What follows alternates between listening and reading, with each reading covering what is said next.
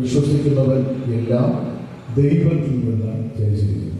പകൽക്കാലം എന്നെ കേൾക്കുന്ന എല്ലാ ദൈവങ്ങളും ഈ വചനത്തിന്റെ അടിസ്ഥാനത്തിൽ ദൈവത്തിൽ നിന്ന് ജനിച്ച ദൈവമക്കൾ എന്ന് പൂർണ്ണമായി നമുക്ക് ചെയ്യാൻ കഴിയും, മനസ്സിലാക്കുവാനായിട്ട് കഴിയും. ആമേൻ. യേശുവിനെ ക്രിസ്തു എന്ന് വിശ്വസിച്ചവരാണ് നമ്മളെല്ലാവരും, അല്ലേ? നമ്മളെല്ലാവരും യേശുവിനെ രക്ഷിതാവും കർത്താവുമായി സ്വീകരിച്ചവരാണ്. ദൈവത്തിൽ നിന്ന് ജനിച്ചു എന്ന് പ്രാരംഭമായി തന്നെ വാക്യത്തിന്റെ അടിസ്ഥാനത്തിൽ തന്നെ ഗ്രഹിക്കുവാൻ കഴിയുന്നവരാണ് നമ്മളെല്ലാവരും. ദൈവത്തിന്റെ വചനം പറയുന്നത് അങ്ങനെ തന്നെയാണ്. യേശുവിനെ ക്രിസ്തു എന്ന് വിശ്വസിക്കുന്നതെല്ലാം എന്ത് ചെയ്തിരിക്കുന്നു? ദൈവത്തിൽ നിന്ന് ജനിച്ചിരിക്കുന്നു. ദൈവത്തിൽ നിന്ന് ജനിച്ചിരിക്കുന്നു. അപ്പൊ ദൈവത്തിൽ നിന്ന് ജനിക്കുക എന്ന് പറഞ്ഞാൽ എന്താണെന്ന് ചോദിച്ചാൽ നമുക്ക് എല്ലാവർക്കും വളരെ ഊഷ്മളമായി പെട്ടെന്ന് തന്നെ പറയുവാനായിട്ട് കഴിയും. കർത്താവിനെ സ്വന്തം രക്ഷിതാവും കർത്താവുമായി സ്വീകരിച്ച് എല്ലാവരും എന്ത് ചെയ്തിരിക്കുന്നു? ദൈവത്തിൽ നിന്ന് ജനിച്ചിരിക്കുന്നു. ആ രക്ഷയുടെ സന്തോഷം ഓരോ നിമിഷവും അനുഭവിച്ചവർ നമ്മളെല്ലാവരും എന്നുള്ള കാര്യം നമുക്ക് എല്ലാവർക്കും അറിയാം. എന്ന് പറഞ്ഞാൽ നമ്മുടെ വിശ്വാസത്തിന്റെ മേലുള്ള ദൈവത്തിന്റെ പ്രവർത്തനം. നമ്മൾ യേശുവിനെ ക്രിസ്തു എന്ന് എന്ത് ചെയ്തു? വിശ്വസിച്ചു. രക്ഷിതാവെന്ന് വിശ്വസിച്ചു. അങ്ങനെ നമ്മൾ എന്ത് ചെയ്തു? വിശ്വസിച്ചതിനെ നമ്മൾ നമ്മുടെ വായ കൊണ്ട് ഏറ്റുപറഞ്ഞു. കർത്താവിനെ സ്വന്തം രക്ഷിതാവായി സ്വീകരിച്ചു കഴിഞ്ഞപ്പോൾ നമ്മുടെ വിശ്വാസത്തിലുള്ള ദൈവത്തിന്റെ പ്രവൃത്തി മൂലമാണ് ഒരുവൻ എന്ത് ചെയ്യുന്നത്? ദൈവത്തിൽ നിന്ന് ജനിക്കുന്നത്. അപ്പൊ നമ്മുടെ വിശ്വാസമാണ് പ്രാധാന്യം. നമ്മൾ വിശ്വസിക്കുകയും നമ്മൾ ദൈവസ്ഥലത്തിൽ ഏറ്റുപറയുകയും ചെയ്തത് മുഖാന്തരമായി നമ്മൾ ചെയ്തിരിക്കുന്നു, ദൈവത്തിൽ നിന്ന് ജനിച്ചിരിക്കുന്നു. അതുകൊണ്ടാണ് ദൈവത്തിൽ പറയുന്നത്, അവനെ കൈക്കൊണ്ട് അവന്റെ നാമത്തിൽ വിശ്വസിക്കുന്ന ഏവർക്കും ദൈവമക്കളാകുവാൻ അവന് അധികാരവും അവകാശവും കൊടുത്തിരിക്കും. ദൈവത്തിന്റെ വചനം വളരെ വ്യക്തമായിട്ട് നമ്മളെ ഓർമ്മപ്പെടുന്നു. അപ്പൊ നമ്മുടെ ജനമെന്ന് പറയുന്നതും പത്രോസ് അതിനെ കുറിച്ച് പറയുന്നത് കെടുന്ന ബീജത്താലല്ല, കെടാത്തതിനാലും ജീവനുള്ളതും നിലനിൽക്കുന്നതുമായ ദൈവവചനത്താൽ തന്നെ നിങ്ങൾ എന്ത് ചെയ്തിരിക്കുന്നു? വീണ്ടും ജനിച്ചിരിക്കുന്നു എന്നാണ് എന്ത് ചെയ്യുന്നത്? പത്രോസ് അപ്പോസ്തലനെ കുറിച്ച് പറയുവാനായിട്ട് കഴിയുന്നത്. ഞാൻ പറഞ്ഞു വന്നത് എന്തെന്ന് ചോദിച്ചാൽ, നമ്മളെല്ലാവരും ദൈവത്തിൽ നിന്ന് ജനിച്ചിരിക്കുന്നു എന്ന് അഭിമാനിക്കുമ്പോൾ തന്നെ അതിനെ നമ്മൾ ഒന്നും കൂടി എന്ത് ചെയ്യണം? ഒന്ന് തിരിഞ്ഞു ചിന്തിക്കുവാനായിട്ട് ഇടയായിട്ടില്ല. നമ്മള് വൃക്ഷങ്ങളെയെല്ലാം തിരിച്ചറിയുന്നത് അതിന്റെ ഫലം കൊണ്ട്, അല്ലേ? ഫലം കണ്ടാണ് നമ്മൾ എന്ത് ചെയ്യുന്നത്? വൃക്ഷങ്ങളെ പലപ്പോഴും തിരിച്ചറിയുവാനായിട്ട് കഴിയുന്നത്. ഇന്ന് പകരക്കാലം നമ്മൾ അങ്ങനെ തന്നെ ഒന്നും കൂടി ഒന്ന് റിവേഴ്സ് ചിന്തിക്കുവാൻ വേണ്ടി പോവുകയാണ്. നമ്മുടെ ജീവിതത്തിൽ ദൈവത്തിൽ നിന്ന് ജനിച്ചവന്റേതായ ലക്ഷണങ്ങൾ ഉണ്ട് എങ്കിൽ തിരുവചനത്തിന്റെ അടിസ്ഥാനത്തിൽ നമുക്ക് ഉറപ്പിക്കുവാനായിട്ട് കഴിയും, ഞാൻ യഥാർത്ഥമായി ദൈവത്തിൽ നിന്ന് ജനിച്ചിരിക്കുന്നു എന്ന്. ആധാരമായിട്ട് നമുക്ക് വായിക്കാം. യോഹന്നാന്റെ ലേഖനം 1-ാം ലേഖനം തന്നെ അതിന് 2-ാം അധ്യായത്തിന്റെ 29-ാമത്തെ വാക്യം വായിക്കുമ്പോൾ അവിടെ നമ്മൾ ഇപ്രകാരം വായിക്കുന്നു.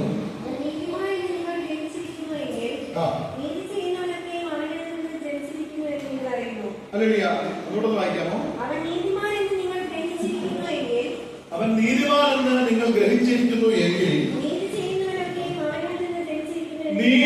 ചെയ്യുന്നവൻ എല്ലാം എന്ത് ചെയ്തിരിക്കുന്നു?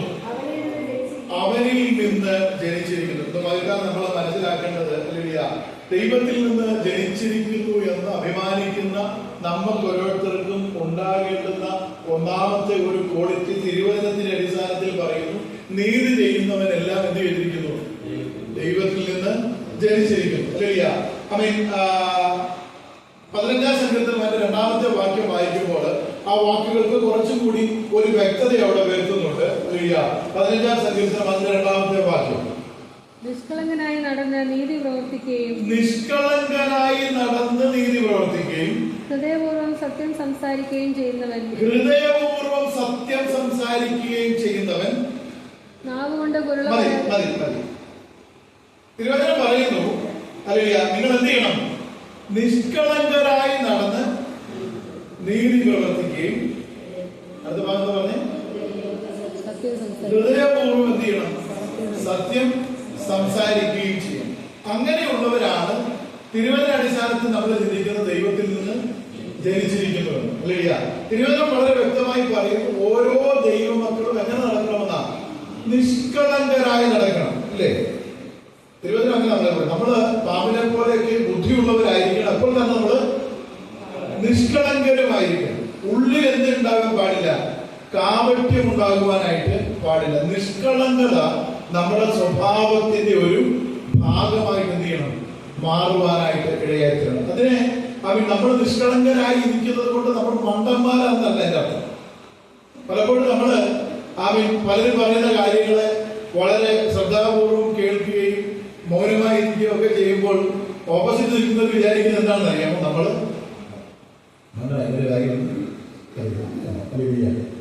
നമ്മള് മണ്ടന്മാരായിട്ട് എന്ത് ചെയ്യുന്നതാണ് അങ്ങ് നിൽക്കുന്നത്. കാരണം നമുക്ക് അത്ര വലിയ മെടുക്ക് ആവശ്യമില്ലാത്തതുകൊണ്ട്.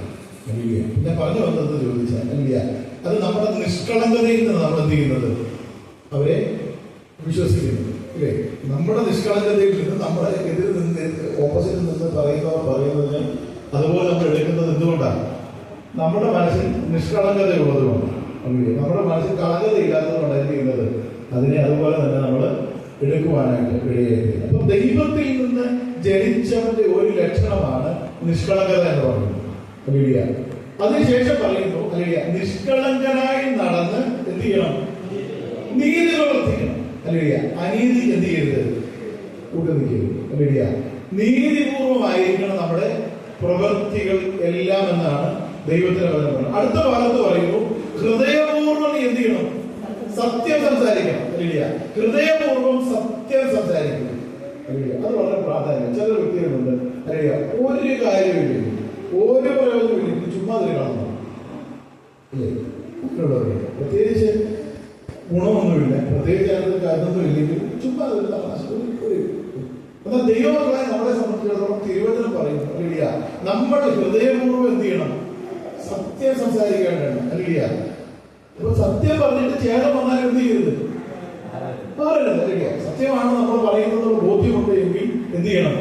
സത്യം നമ്മൾ സംസാരിക്കുവാനായിട്ട് ഇടയായിട്ട്. അപ്പൊ ദൈവത്തിൽ നിന്ന് ജനിച്ചിരിക്കുന്ന ഒരു വ്യക്തിയാണ് നാം എങ്കിൽ തിരുവചനം പറയുന്നു നമ്മൾ എന്ത് ചെയ്യണം? നീതിയെ ഇഷ്ടപ്പെടുന്നവരും ഹൃദയപൂർവ്വം സത്യം സംസാരിക്കുകയും ചെയ്യുന്നവർ ആയിരിക്കണം, നിഷ്കളങ്കരായിരിക്കണം എന്നാണ് ദൈവത്തിന്റെ വചനം എന്ത് ചെയ്യുന്നത്? നമ്മളെ ഓർമ്മപ്പെടുത്തുവാനായിട്ട്. അപ്പൊ ഈ തിരുവചനത്തിന്റെ അടിസ്ഥാനത്തിൽ നമ്മൾ ആദ്യം വായിച്ച കുറിവാക്യത്തിലേക്ക് നമ്മുടെ ശ്രദ്ധയെ കൊണ്ടുപോയിട്ട് നമ്മുടെ ഹൃദയത്തോട് നമ്മൾ തന്നെ ഒന്ന് സംസാരിക്കുക. നാഥ, ഈ വചനപ്രകാരം എന്റെ ജീവിതത്തിൽ എനിക്ക് പൂർണ്ണമായി ധൈര്യത്തോടെ പറയുവാനായിട്ട് കഴിയുമോ ഞാൻ ദൈവത്തിൽ നിന്ന് ജനിച്ചവൻ ആണെന്ന്? നമ്മൾ നമ്മളെ തന്നെ എന്ത് ചെയ്യുകയാണ്? ശോധന ചെയ്യുക. അങ്ങനെ എന്തെങ്കിലും പാകപ്പിഴകൾ, എന്തെങ്കിലും ക്രമം തെറ്റിയ കാര്യങ്ങൾ നമ്മളിൽ ഉണ്ടെങ്കിൽ തീർച്ചയായിട്ടും നമുക്ക് എന്ത് ചെയ്യാൻ കഴിയും? അതിനെ മാറ്റി ദൈവസന്നിധിയിലേക്ക് മടങ്ങി വരുവാനായിട്ട് ഇടയായി. രണ്ടാമതായിട്ട് നമ്മൾ കാണുന്നത് യോഹന്നാൻ ലേഖനം തന്നെ 3-ാം അധ്യായം അതിന്റെ 9-ാമത്തെ വാക്യം വായിക്കുമ്പോൾ അവിടെ പറയുന്നത് യോഹന്നാന്റെ ലേഖനം 1-ാം ലേഖനം 3-ാം അധ്യായത്തിന്റെ 9-ാമത്തെ വാക്യം.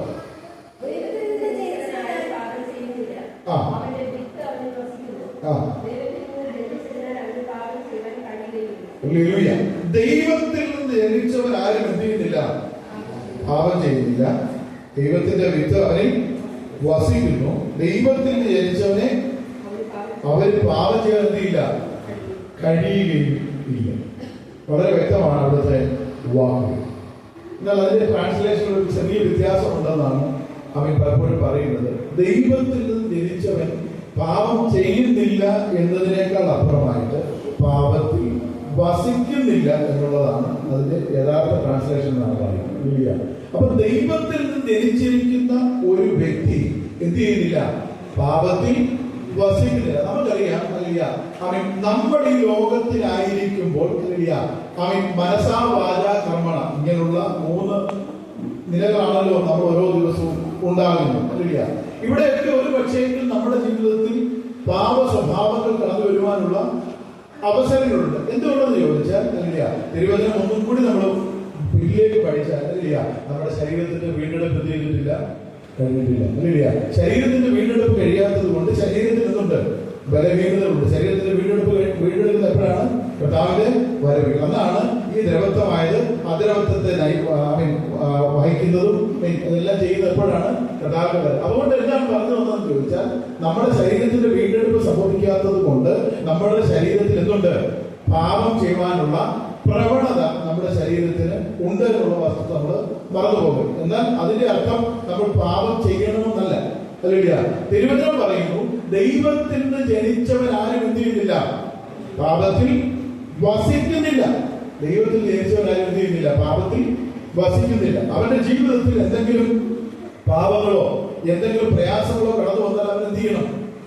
അതിനെ ഏറ്റുപറഞ്ഞ് ഉപേക്ഷിക്കുന്നവരാകണം യഥാർത്ഥമായ ദൈവമക്കൾ എന്ന് തിരുവനന്തപുരം ഓർമ്മ. ഏറ്റുപറഞ്ഞ് എന്ത് ചെയ്യണം?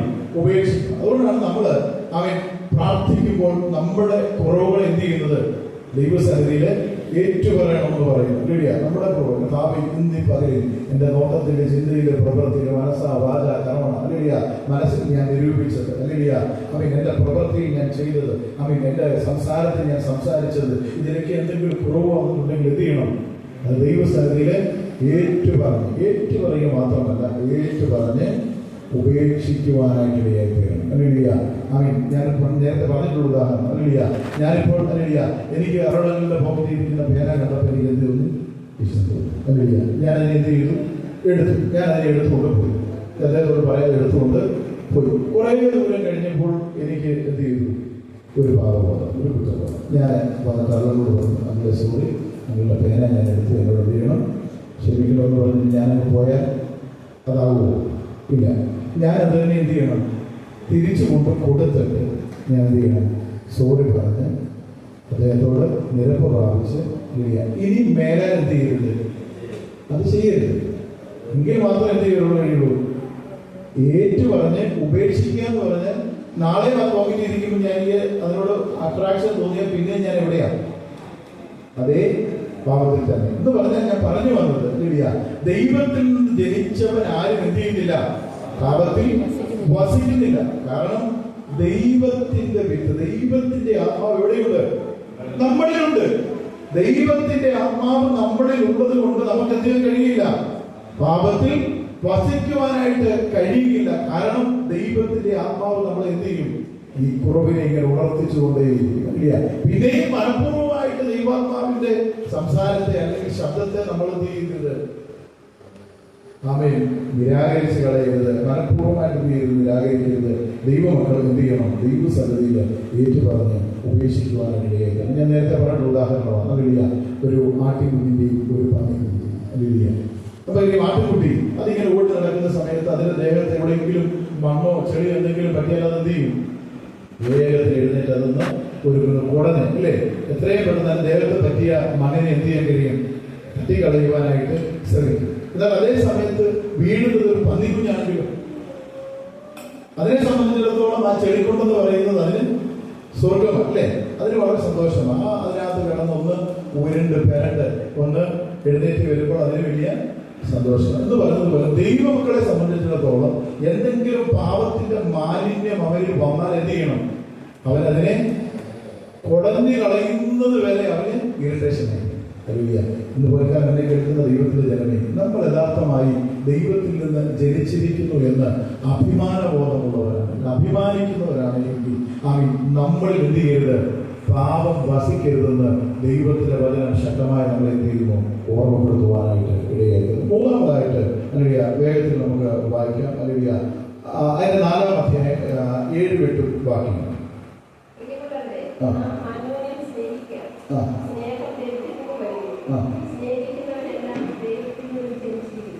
സ്നേഹിക്കുന്നവരെല്ലാം എന്ത് ചെയ്യുന്നു?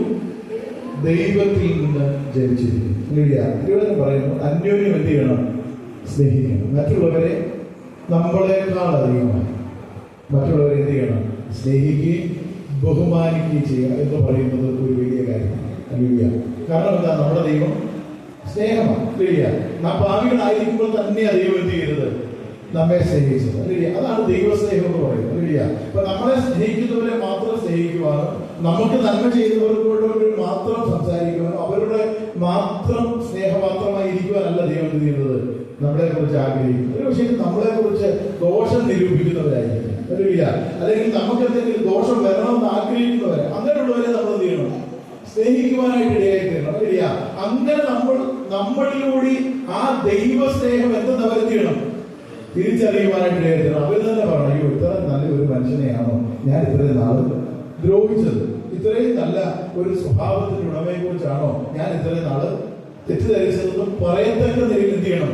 ദൈവത്തിന്റെ ആത്മാവിനാൽ നമ്മൾ അവരെ സ്നേഹിക്കുവാനായിട്ട് ഇടയായിത്തീരണം. അറിയാം, അപ്പൊ ദൈവത്തിൽ നിന്ന് ജനിച്ചിരിക്കുന്ന ഏതൊരു വ്യക്തിയുടെയും സ്വഭാവത്തിന്റെ ശ്രേഷ്ഠതയായിരിക്കണമെന്ന് മറ്റുള്ളവരെ സ്നേഹിക്കേണ്ടത്. നമ്മളെ കുറിച്ച് ദോഷം നിരൂപിക്കുന്നവരാകട്ടെ, പറയുന്നവരാകട്ടെ, ചെയ്യുന്നവരാകട്ടെ, അല്ലെങ്കിൽ നമ്മളെ അതിമാറുന്നവരാകട്ടെ, ആരുമായിക്കോട്ടെ, നമുക്കെന്തില്ല, നമുക്ക് അവരോട് വിരോധമില്ല, നമുക്ക് അവരോട് യാതൊരു ദേഷ്യവുമില്ല. നമ്മൾ അവരെ എന്ത് ചെയ്യുക? സ്നേഹിക്കുക. അല്ലേലൂയ. ഇസ്ഹാക്ക് ആമേൻ അല്ലേലൂയ അവന്റെ പിതാവായ അബ്രഹാം കുഴിച്ച കുഴികൾ ശത്രുക്കൾ വന്ന് എന്ത് ചെയ്യുക? മണ്ണിട്ട് കൊള്ളുക. അവൻ ആരോടും ഒരു വഴക്കിന് പോകുന്നില്ല. അവൻ അടുത്തിടത്ത് പോയി എന്ത് ചെയ്യുക? അടുത്തിടത്ത് പോയി കിടന്നു. അവിടെ എന്ത് ചെയ്യുന്നു എന്ന് പറഞ്ഞാൽ ദൈവങ്ങൾക്ക് എന്തില്ല? നമുക്ക് വഴക്കില്ല, നമുക്ക് ആരോടും ഒരു വിരോധവുമില്ല. അല്ലെങ്കിൽ നമ്മൾ എന്ത് ചെയ്യുകയാണ്? അങ്ങനെയുള്ളവരെ നമ്മൾ സ്നേഹത്തിലൂടെ എന്ത് ചെയ്യുക? യഥാർത്ഥ ദൈവസ്നേഹം കൊണ്ട് അവരെ ഗ്രഹിപ്പിക്കുവാനായിട്ട് ഇടയാക്കണം. അതാണ് ദൈവത്തിൽ ജനിച്ചിരിക്കുന്ന ദൈവമക്കളുടെ ലക്ഷണം. നാലാമത്തെ വേഗത്തിൽ വായിക്കാം. 5-ാം അധ്യായം അതിന്റെ 4-ാമത്തെ വാക്യം.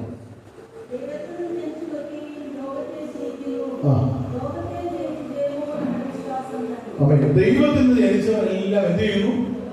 ലോകത്തെ ജയിക്കുന്നു. ലോകത്തെ ജയിച്ച സ്നേഹമോ നമ്മുടെ ദൈവമോ നമ്മുടെ വിശ്വാസം തന്നെ. അപ്പൊ ദൈവത്തിൽ ജനിച്ചവരെല്ലാം എന്ത് ചെയ്യണം?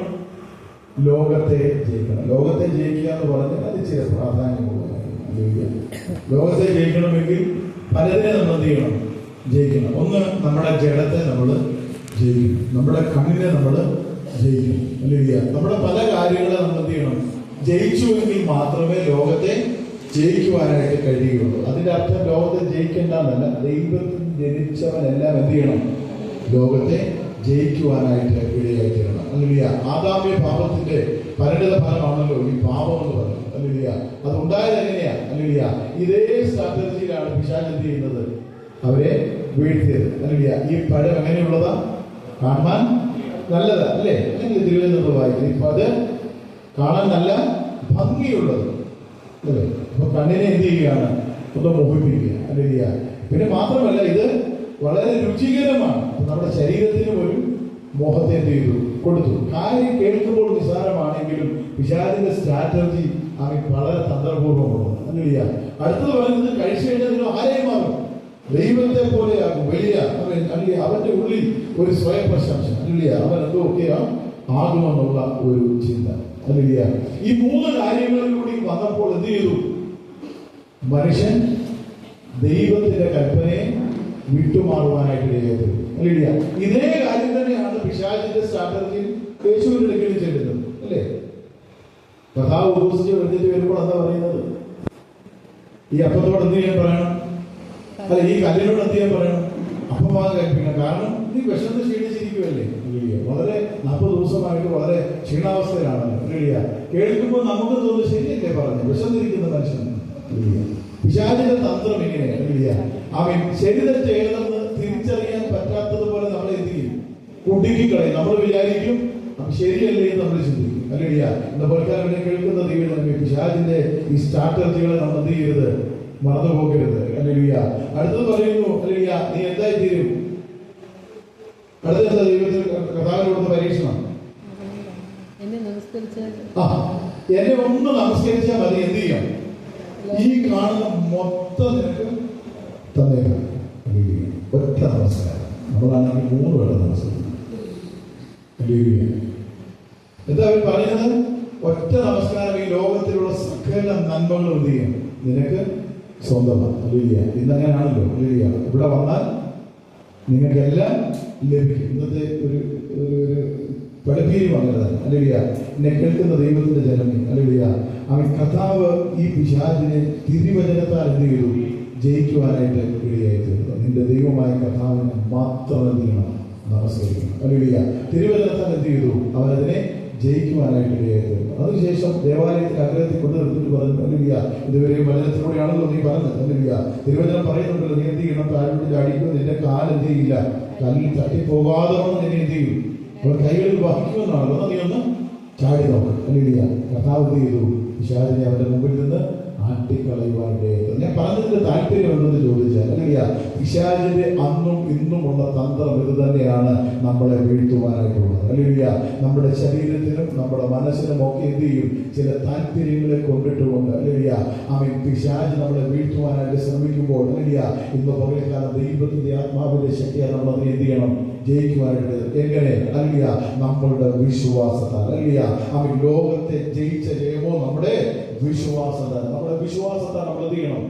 പിശാചിന്റെ തന്ത്രങ്ങളെ ജയിക്കുവാനായിട്ട് ഇടയാക്കണം. അങ്ങനെയെങ്കിൽ ഇന്ന് പകൽക്കാലം നമുക്ക് ഉറപ്പോടെ ധൈര്യത്തോടെ പറയുവാനായിട്ട് കഴിയും, ഞാൻ ദൈവത്തിൽ നിന്ന് ജനിച്ചവനാണ്. അല്ലെങ്കിൽ അവസാനമായിട്ട് തിരുവചനം പറയുന്നത് അതിന്റെ 5-ാം അധ്യായം അതിന്റെ 18-ാമത്തെ വാക്യം ദൈവത്തിൽ വായിച്ചു തീർക്കാം. 5. ദൈവത്തിൽ നിന്ന് ജനിച്ചവൻ ആരും പാപം ചെയ്യുന്നില്ല എന്ന് നാം അറിയുന്നുവല്ലോ. ദൈവത്തിൽ നിന്ന് ജനിച്ചവൻ തന്നെത്താൻ സൂക്ഷിക്കും, ദുഷ്ടനവനെ പുറത്തുകൊടുക്കുക. ദൈവത്തിൽ നിന്ന് ജനിച്ചവനൊക്കെ ആരാണ്? ദൈവമക്കളാണെന്ന് നമുക്കറിയാം. അവന്റെ മറ്റൊരു പ്രത്യേകത, അവൻ എന്ത് ചെയ്യും? തന്നെത്താൻ സൂക്ഷിക്കുവാനായിട്ട്. ദൈവത്തിന്റെ ആത്മാവ്, പരിശുദ്ധാത്മാവ് എല്ലായ്പ്പോഴും നല്ല ഗൈഡൻസിനായി നമ്മോട് കൂടി ഉണ്ടെന്നുള്ളത് യാഥാർത്ഥ്യമാണ്, വസ്തുതയാണ്. അതാണ് ഞാൻ ആദ്യമേ പറഞ്ഞത്. അല്ലെങ്കിൽ ദൈവാത്മാവ് പല കാര്യങ്ങൾ നമ്മൾ എന്ത് ചെയ്യും? ഓർപ്പിച്ച് ഉണർത്തും. അല്ലെങ്കിൽ അതിൽ നിന്നൊക്കെ നമ്മൾ എന്ത് ചെയ്യും? പിന്തിരിപ്പിക്കുവാനായിട്ട് ശ്രമിക്കും. അല്ലെങ്കിൽ പിന്നെയും നമ്മൾ അതിൽ വശംവദരായി പോയി എന്ന് പറഞ്ഞാൽ അതൊരു എക്സ്ക്യൂസ് അല്ല. അല്ലെങ്കിൽ ദൈവത്തിൽ നിന്ന് ജനിച്ചവന്റെ ഏറ്റവും വലിയൊരു ലക്ഷണം എന്ന് പറയുന്നത് അവൻ എന്ത് ചെയ്യണം? അവൻ അവനെ തന്നെ സൂക്ഷിക്കണം. കാരണം അവൻ ആരാണെന്നുള്ള ബോധ്യം എന്ത് ചെയ്യണം? അവന്റെ ജീവിതത്തിലുണ്ടാകണം. ഞാൻ ആര്? അല്ലെങ്കിൽ ഞാൻ ആരാണെന്നുള്ള ബോധ്യം എനിക്ക് ഉണ്ടാകുവാനായിട്ട് ഇടയായിരുന്നു. നമുക്കറിയാം യോസഫിന്റെ ജീവിതത്തിൽ പൊത്തിഫേറിന്റെ ഭവനത്തിൽ അറിയാം ഒരു മനുഷ്യനും എന്ത് ചെയ്യത്തില്ല? അറിയുകയില്ല. ഒരു മനുഷ്യനും അറിയത്തില്ല. അറിയില്ല. അവിടെ എന്ത് സംഭവിച്ചാൽ അവര് മാത്രമേ അറിയത്തുള്ളൂ. പക്ഷേ യോസഫിന് അവൻ ആരായിരുന്നു എന്നുള്ള ബോധ്യം ഉണ്ടായിരുന്നു. അറിയില്ല, ഞാൻ ആരായിരുന്നു എന്നും, അറിയില്ല ഞാൻ പാപം ചെയ്താൽ ഞാൻ ആരോടാണ് പാപം ചെയ്യുന്നതെന്നും അവൻ എന്തുണ്ടായിരുന്നു? നല്ല ബോധ്യം ഉണ്ടായിരുന്നത് കൊണ്ട് അവൻ അതിൽ നിന്ന് എന്ത് ചെയ്തു? ഒഴിവാകുവാനായിട്ട്. അതാണ് തിരുവചനം പറയുന്നത്, അവനവനെ തന്നെ എന്ത് ചെയ്യണം? സൂക്ഷിക്കുവാനായിട്ട് ഇടയായിത്തീരണം. അറിയില്ല, ചന്ദ്രമേശം അഭേന്ദ്രവും എന്ന് പറയുന്ന 3 ബാലകന്മാർ, അറിയില്ല അവർ പറയുന്ന ഒരു വാക്കുണ്ട്. അറിയില്ല, ഞങ്ങളുടെ ദൈവം ഞങ്ങളെ രക്ഷിച്ചാലും രക്ഷിച്ചില്ലെങ്കിൽ അറിയില്ല ഞങ്ങൾ തീരില്ല.